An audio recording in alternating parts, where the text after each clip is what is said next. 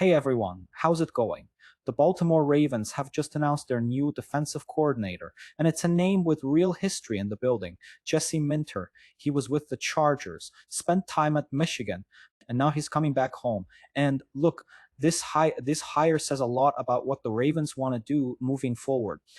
On top of that, the video dives into the behind the scenes changes across several NFL franchises, like the future of Lamar Jackson, what to expect from the Bills with Josh Allen, and even some locker room drama with the Eagles. Let's watch this clip together because there's a ton to break down. Carousel, it is starting to spin more quickly. Peter Schrager, the Ravens have found their man. His name is Jesse Minter. Jesse Minter, the defensive coordinator from the Los Angeles Chargers, but also had a history with the University of Michigan and was with the Baltimore Ravens for 3 years in the 20-teens and the early 2020s. Minter comes over there. The question now is who is going to be the offensive coordinator? As we know, Lamar Jackson is the most important person in that building. Minter comes, brings discipline, brings a true X's and O's coach who has elevated the play with the Chargers. Cliff Kingsbury's name is being tossed around a bit there, but Cliff also might be a possibility in Nashville with the Tennessee Titans with Robert Saleh or elsewhere. Vegas and Cleveland were interested in Minter. It turns out he canceled his in-person second interview with Cleveland Browns because he knew he was getting that Baltimore Ravens job. He's a longtime Harbaugh guy, and by that we mean both Harbaughs, yes. Right? And he knows the Ravens organization, and that's an extremely attractive opening because of the presence of Lamar Jackson. And while we're sitting here wondering who's going to coach Lamar's side of the ball, you were saying this morning you think it's the other side of the ball that they need to get right in Baltimore. Yeah, the last 2 years, because of Mike McDaniel and his departure going to Seattle, this defense has been atrocious. And I think it's been at the forefront of why they've been able to lose football games and actually not win them. You have a guy in Jesse Minter who was able to coach from 2017 to 2020 with Mike McDaniel on that staff. So he was able to learn from him. He went to Michigan as a defensive coordinator, won a national championship. But I'm sold on the job he's been able to do in Los Angeles with the Chargers.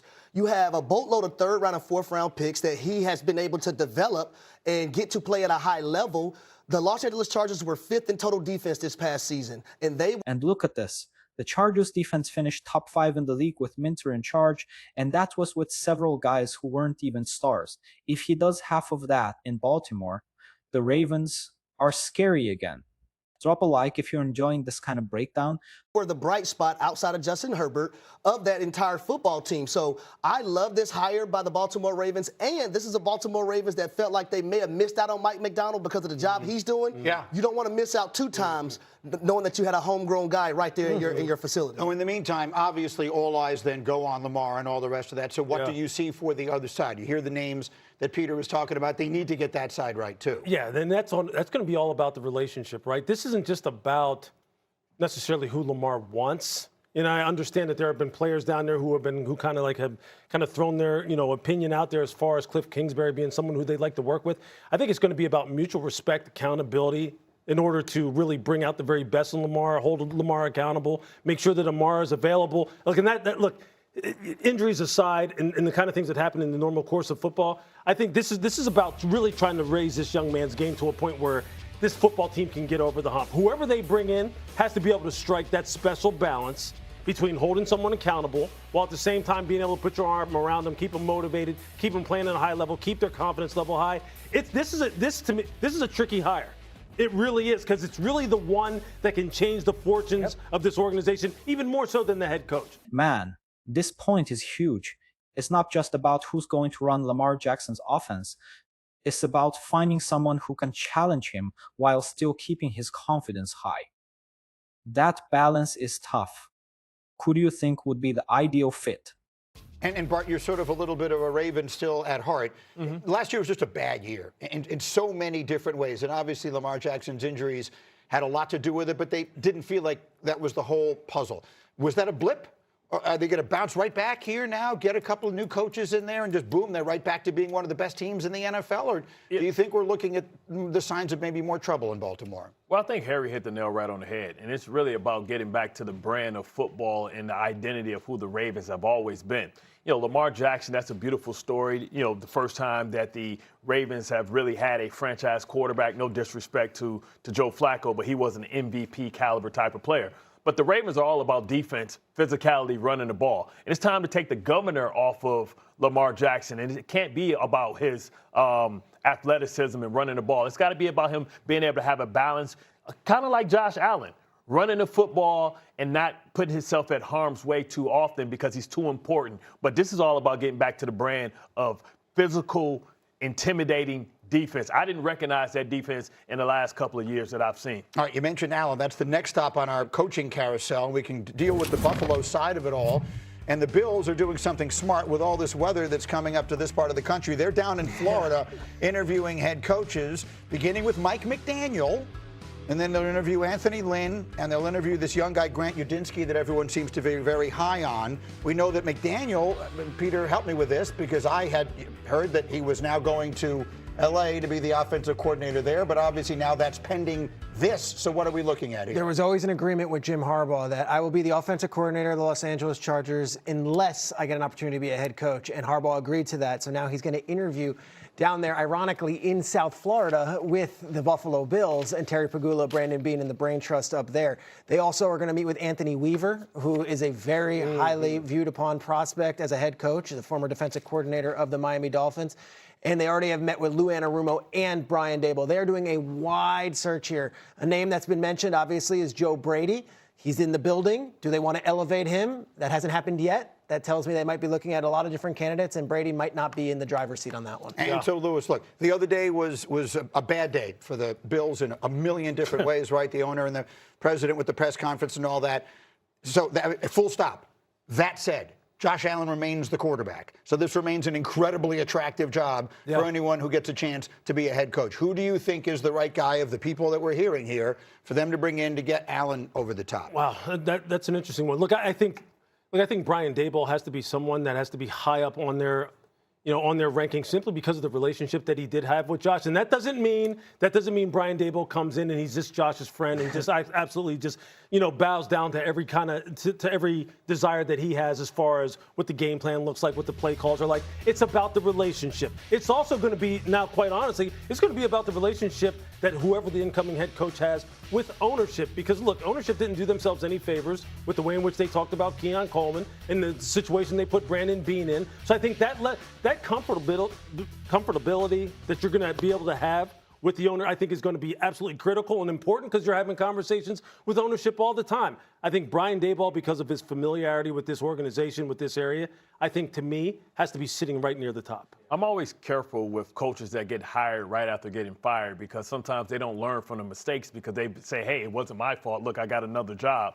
But the same argument that you made for Brian Daboll, you can make for Joe Brady, a young guy that can be there for a long time. And we've seen Josh Allen become the MVP, not underneath Daboll, but underneath Joe Brady. Always concerned sometimes with Daboll because his lack of running the ball. Remember, Josh Allen stopped turning the ball over so much when Joe Brady created. Joe Brady could be a really strong option for the Bills. He brought balance to the offense and took some of the pressure off Josh Allen's shoulders.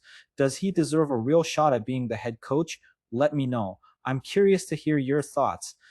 Balance in the offense and didn't make it all about Josh Allen. I would add a quick note here. All four teams remaining in the playoffs, they have coordinators on both sides of the ball, and even in Davis Webb's case, who has a connection with Josh Allen, is a coach. You cannot meet with any of these candidates at this point unless the team has been eliminated. So if the Rams win, that pushes back Shula and Schillhouse and Mike LaFleur all the way back to February 9th. Same thing with the Broncos. Same thing, of course, with the Seahawks and the Patriots. All right, let me dive into the last one here. We'll get Harry, and that's the Eagles. They have interviewed Matt Nagy for their offensive coordinator job. This does not seem to be a job that people are clamoring for in the way that I might have expected. Yeah, they're going to be taking their time because they haven't rushed to hire anybody either. Declan Doyle is another name who's going to get an interview with the Philadelphia Eagles. You're curious who that is. 29-year-old offensive coordinator for the Chicago Bears this year. But there were early reports that this was going to be one of the most coveted jobs in football.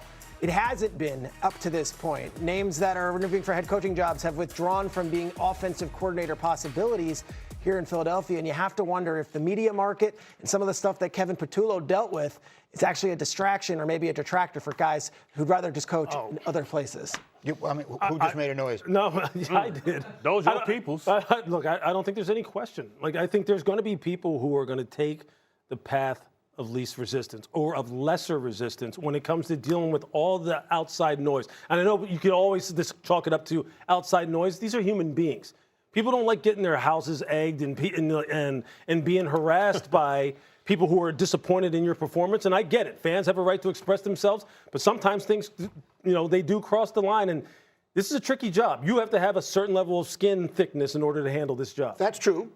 What is also true is that Shane Steichen did a good job there and parlayed it into a head coaching job. And Kellen Moore did a good job there and parlayed it. And you don't want to be the guy who follows the guy, right? You want to be the guy who follows the guy that everybody didn't like. Yeah. So, and you got all this talent on that offense. I would also say, like, and those two guys were able to get head coaching jobs because of how great they were at being an offensive coordinator. Right. Now, I would say for the next guy coming in, when it comes to head coach Nick Sirianni, are you giving them full autonomy over that offense, or is it still going to be sprinkles of what Nick Sirianni wants to run? That's the biggest question, in my opinion. I mean, how can there not be some Nick Sirianni influence? That is his side of the ball where he developed his level of expertise, where his level of expertise resides. But that's for him to not have any input. I mean, then what exactly is he doing there? So what you're saying is the other guy will be the head damn coach. Yeah. But I mean, you hear Himbo over there laughing because Himbo's like, well, I don't want Nick Sirianni involved in any of it. Well, he did win a Super Bowl. Come on, we got to give the guy some credit. But how ironic would it be that Brian Daboll won't be able to come there because of Saquon and how they treated him? Wouldn't that be something crazy that Saquon's not on board? Well, they interviewed with Daboll. They interviewed Daboll. The question might be, does Daboll want to coach them? I don't think it has anything to do with Saquon. I mean, what better way to stick it to the team that fired you, man? I'm all for the good stories. That's a hell of a story. Bart is as a linebacker, he never forgets. Daboll, real quick, history with Jalen Hurts as well from college. So that's a connection there. Oh, at Alabama, yeah. That makes a lot of sense. And Devonta Smith. There's like 6 degrees of separation almost everywhere in the NFL. That's kind of always been the story, and we'll see where people land in all of these jobs. This is a year where some of these coordinator jobs feel as interesting as some of the head coaching jobs. In the meantime, speaking of interesting, we've got Hollywood drama. This video brought up a lot to think about. Jesse Minter with the Ravens feels like a safe, smart move. Someone who already knows the system, knows the Harbaughs, and can bring back that nasty defensive identity Baltimore is known for, and that's essential if they want to go deep with Lamar. As for the Bills, it's clear they're still searching for the missing piece to complete the Josh Allen puzzle. Whether it's Brian Daboll returning or Joe Brady taking over for good, someone has to step in, set the tone, and help them take that final step back into Super Bowl contention. And the Eagles, honestly, it feels like there's more internal drama than we realize. It's not normal when no one wants the offensive coordinator job. For me, Minter was a great hire by the Ravens, and the rest of the league better watch out. Enjoyed the video? Then hit that like button, subscribe to the channel, and drop a comment with what you agreed or disagreed with the most.